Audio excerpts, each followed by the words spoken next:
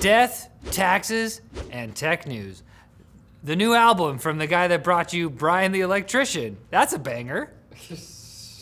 Let's hear it. Play it. Our favorite electronics have been pretty expensive for a while now, so let's have some positive news, okay? The US federal government has lifted some tariffs on goods from China, specifically PCBs. So the hope is that products like motherboards will see price drops in the near future. Yes! The import taxes ranged anywhere from an additional 7.5 to 25%, so this will definitely make things easier on manufacturers. And hopefully, they'll pass some of those savings along to us. By us, we mean the Americans. We're fine. We're not.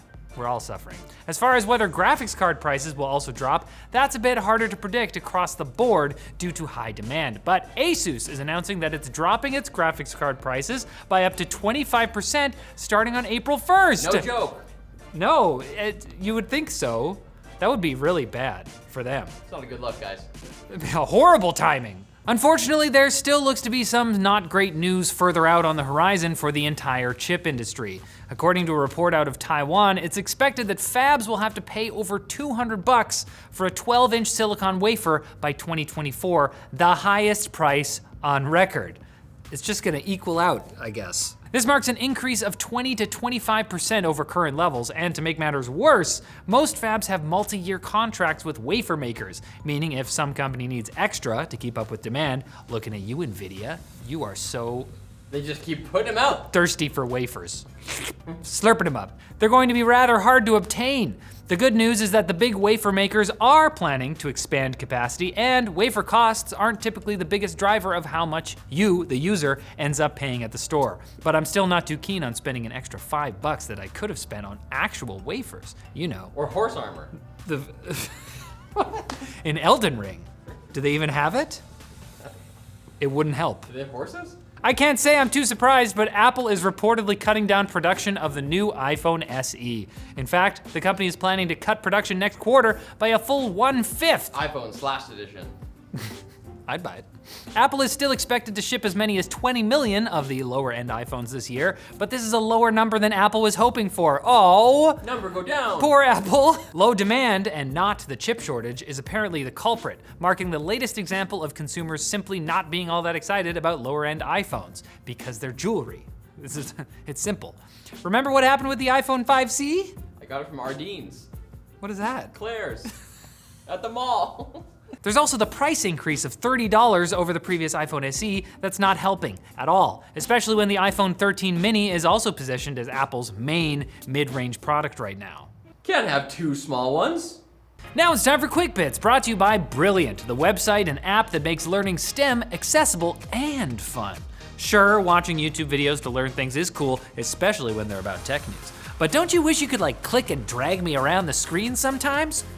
Don't try it. Brilliant is about active learning, so it's chock full of interactive visual problems to solve. Plus, there's no harsh grading, long lectures, or strict time limits, because you're here to have fun and learn, for Pete's sake. Check out the new Everyday Math course and refresh your knowledge of foundational math topics you might not have touched since high school, or dive into any of the 60 other different courses. Brilliant is your oyster. Join today using our link down below, and the first 200 people will save 20% off a yearly subscription. That's brilliant.org/techlinked. Come on, get smart. Quick Bits are the little things in the sky you can see on a clear, moonless night. Boop, boop, boop, boop. See all the little things. Riley. A new iPad Pro is on its way, and unsurprisingly, this one is expected to feature the new M2 chip. Oh, like new. The new. The news comes from well-known Apple insider Mark Gurman, who expects the latest iteration of the tablet to come out this fall. The upcoming iPad Pro is also expected to support MagSafe, so you can mount it to one of your car vents if you want a nice big picture to help you drive in your field of... Well, if you didn't want to use the one in the Tesla. If you get that 1 terabyte version, then you got like a $2,000 GPS. And some news about AMD's Zen 4 chips. I hope you've got a hefty cooler at the ready, as a recent leak indicates the upper tier Ryzen 9 7950X will have a whopping TDP of 170 watts. That's a lot of watts. Have you ever seen that many watts? A huge increase over the 5950X's 105 watts. What? Unsurprisingly, this would be a 16-core processor, but that's a high TDP even considering the core count. So maybe don't pair it with a $20 air cooler. unless you want to burn your house down for points. Wish.com. Moscow-based cybersecurity and antivirus provider Kaspersky is now, ironically, on the FCC's security threat I list. didn't know there were companies who were Moscow-based. Not anymore. You wouldn't know it. It isn't super surprising given that founder Eugene Kaspersky is suspected of being connected to Russian intelligence, and Kaspersky products were already banned from US government networks. But it does make Kaspersky the first Russian company to be added to the list, which includes Chinese companies suspected of government entanglement like Huawei and ZTE. American companies, on the other hand, they don't speak to the government at all. They barely know anything about each other. They don't go to luncheons. They just give you a red envelope, slide it under the table.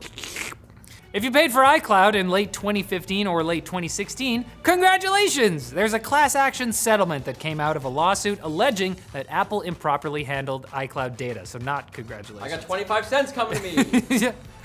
You got manipulated, but some coins.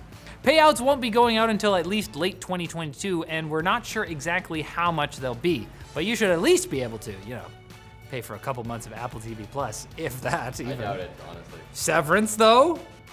Apparently it's good. Should we cover it on our podcast? On They're Just Movies? Or with that little bit of money, you could also buy a game on Apple's first ever game console. The Pippin? Oh, that's right, they already have one. Nothing is confirmed yet, but Apple is consulting with developers like Capcom and Ubisoft, as well as folks in the hardware industry to see if they can get one off of the ground. Off of the ground, hovering. This follows earlier reports of Apple poaching engineers from Microsoft for the same purpose, or maybe for a hilarious prank. There's no console. We hired you for nothing. You don't have a job.